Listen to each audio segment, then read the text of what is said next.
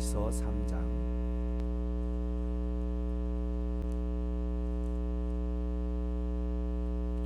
1절로 3절까지 다같이 한 목소리로 합독하겠습니다. 보라, 아버지께서 어떠한 사랑을 우리에게 주사 하나님의 자녀라 일컬음을 받게 하셨는고, 그러므로 세상이 우리를 알지 못함은 그를 알지 못함이니라. 사랑하는 자들아, 우리가 지금은 하나님의 자녀라.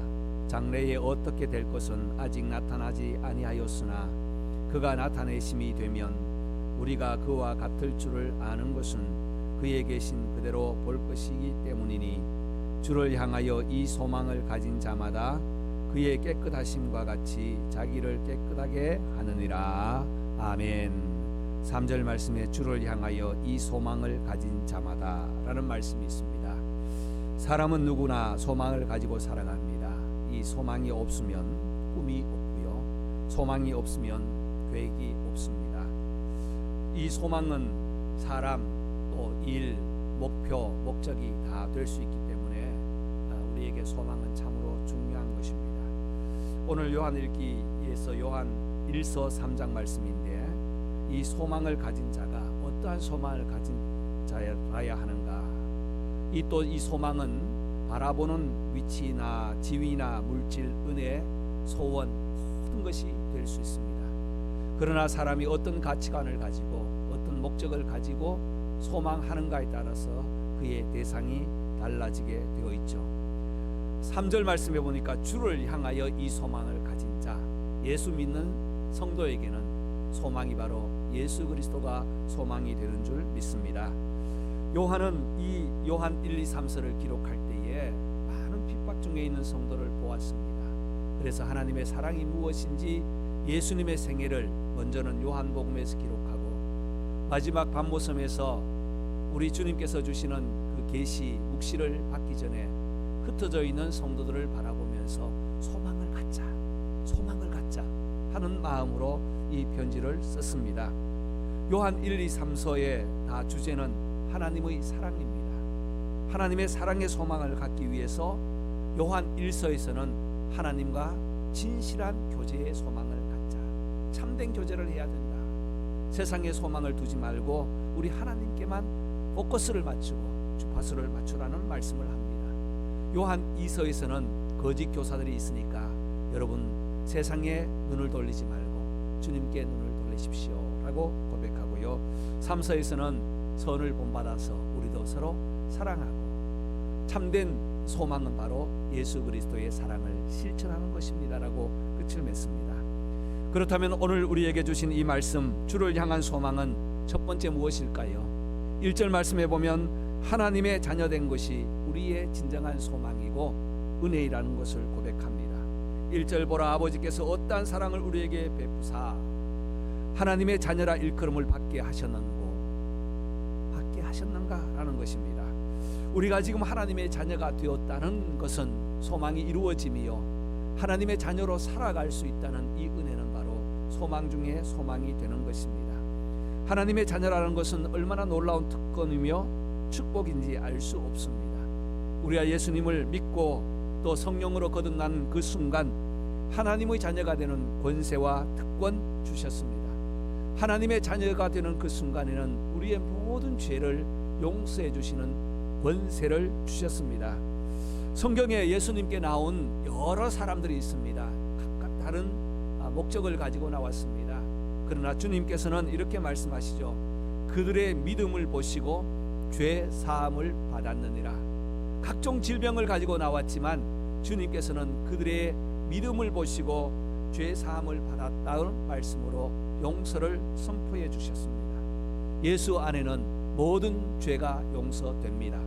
예수 안에는 모든 죄를 용서받고 참된 자유와 기쁨과 회방을 누리게 됩니다. 그러므로 죄 용서의 은혜를 입는 것은 바로 하나님의 자녀의 특권입니다. 우리가 어떠한 과거의 잘못과 실수를 했더라도 예수 안에 세워질 때에, 예수 안에 자녀라는 것을 확신할 때에 우리에게는 참된 자유가 있는 것입니다.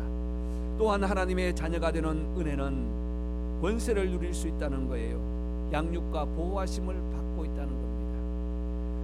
요한복음 1장 12절에 하나님 영접하는 자 그 이름을 믿는 자에게는 하나님의 자녀가 되는 권세 주셨다고 했어요. 이 자녀는 하나님의 영으로 인도함을 받는 그 사람 곧 하나님의 아들이라고 로마서 8장 14절에는 말씀하죠.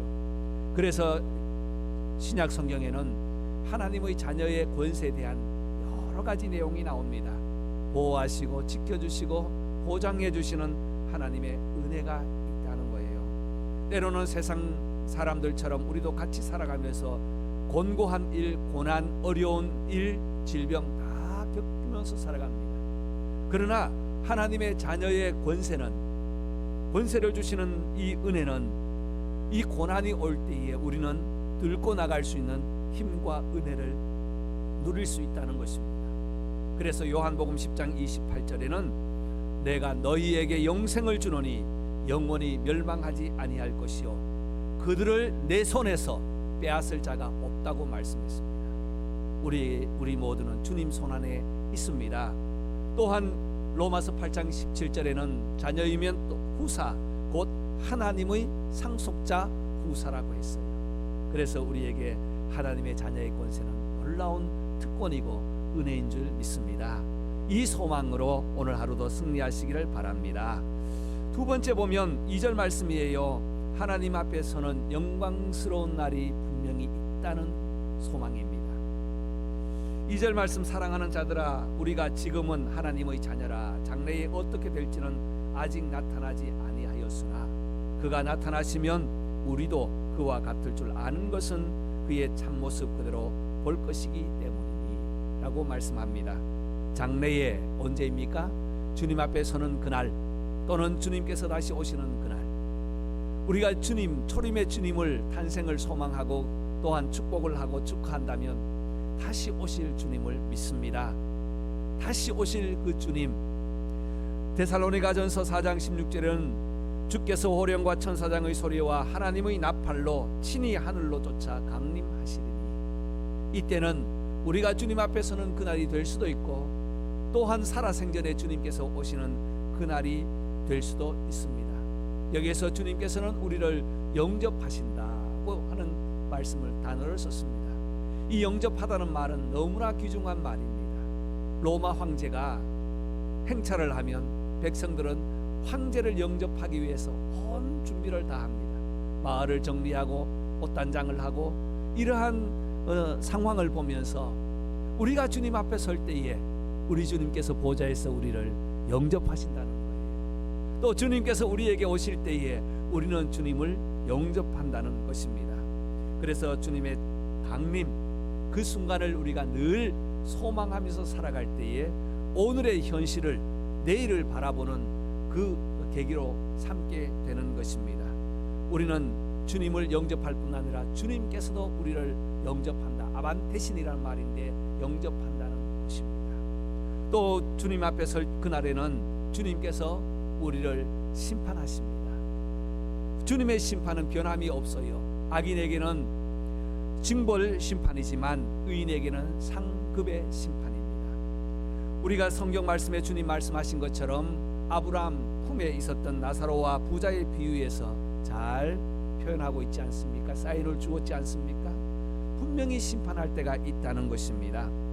변화된 모습으로 주님을 만날 때에 주님께서는 우리의 살아온 그 삶을 하나하나 보시면서 필름처럼 쫙 보여주실 때에 우리에게 실수한 것들은 다 예수 그리스도의 보혈로 싹 지워주시고 잘한 것들은 하나님께서 칭찬하여 주신다는 사실입니다. 이 소망이 우리에게 얼마나 큰 힘이 되는지요. 우리가 살아가면서 얼마나 많은 실수를 하고 살아갑니까? 나는 원치 않지만 오늘도 낮엔 해처럼 밤에 달처럼 살아가고 싶지만 우리의 죄성과 우리의 마음은 욕심으로 인하여 실수할 때가 많습니다. 그러나 우리 주님께서는 주님 앞에 서는 그날 심판하실 때에 모든 우리의 실수와 잘못 허물들은 죄는 다 예수 그리스도의 보혈로 깨끗하게 닦아주시는 줄 믿습니다. 발라버리고 다시 우리가 주님 앞에 감사하고 영광스럽게 했던 일들은 주님께서 기뻐 받으시면서 상급을 허락하여 주십니다. 이것이 바로 우리 성도들의 소망이라는 것입니다. 이 소망을 가지고 오늘도 옛 성품을 다 내려놓고 새롭게 하시는 주님을 소망하면서 내일의 소망을 간직하는 저와 여러분 되시기를 바랍니다. 그렇다면 우리의 세 번째 소망은 3절 말씀에 거룩하게 사는 것이 우리의 소망입니다. 3절 말씀, 주를 향하여 이 소망을 가진 자마다. 이 소망이 어떤 소망이에요? 예수 그리스도의 다시 오심을 소망하는 이 소망을 가진 자마다 그의 깨끗하심과 같이 자기를 깨끗하게 하느니라. 세 번째는 거룩, 즉 성결의 삶을 살아가는 것이 우리의 소망입니다. 어느 누구도 내일을 내가 지저분하게 살아야 되겠다는 사람 아무도 없습니다. 내일 내가 죄를 지어야 되겠다는 사람 없습니다. 양심에 화인 맞은 사람 외에는요. 그래서 계획을 가지고 죄를 짓는 그 사람들을 가지고 우리는 양심에 화인을 맞았다고 하죠. 그러나 진정한 예수 그리스도의 마음을 가진 자는 내일을 깨끗하고 거룩하게 살기로 마음에 다시 한번 소망하고 작정합니다. 이 소망은 주를 향한 소망이기 때문에 먼저는 하나님 앞에 거룩한 예배로 우리의 거룩을 지켜가십시오. 예배는 하나님을 바라보는 시간입니다. 하나님의 마음을 향한 마음을 담는 시간입니다.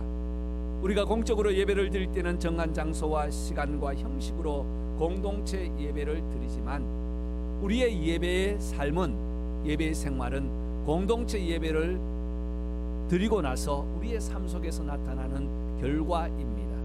이것이 예배의 능력이에요. 그래서 예배를 드린 사람은 하나님의 성품을 닮아서 세상을 향하여 거룩하게 살겠다는 마음의 결단 아니겠습니까?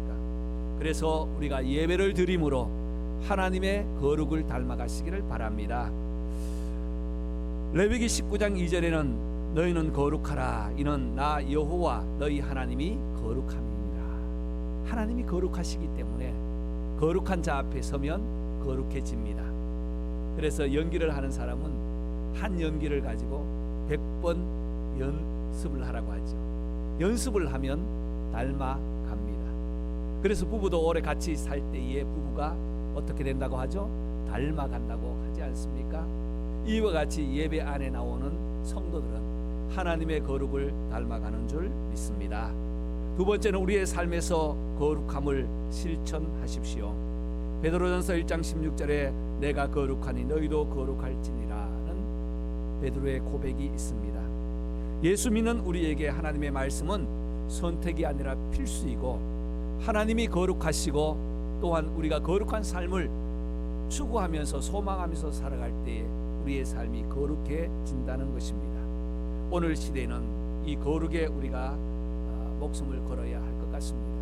세상이 교묘하게 우리의 영혼, 우리의 생활을 거룩하지 못하도록 온갖 잡투성으로 우리의 마음을 흔들고 유혹합니다. 이때 우리가 바르게 세워질 것은 바로 거룩 아니겠습니까? 영적으로 거룩하십시오. 하나님을 바라보고 세상에 의지하지 말고 하나님께 나가십시오. 그리고 우리의 삶에 있어서 하나하나 생각까지 나의 욕심을 내려놓고 우리 주님의 거룩함을 닮아가는 성도가 되시기를 바랍니다.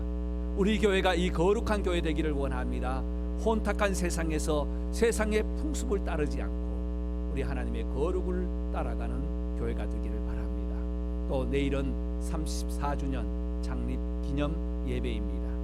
나를 기념하는 것이 아니라 하나님이 지켜주신 은혜에 감사하고 지금까지 거룩하게 인도하신 그 은혜에 감사하고 앞으로도 거룩한 교회로서 하나님께서 기뻐 받으시는 교회가 되도록 기도해 주십시오.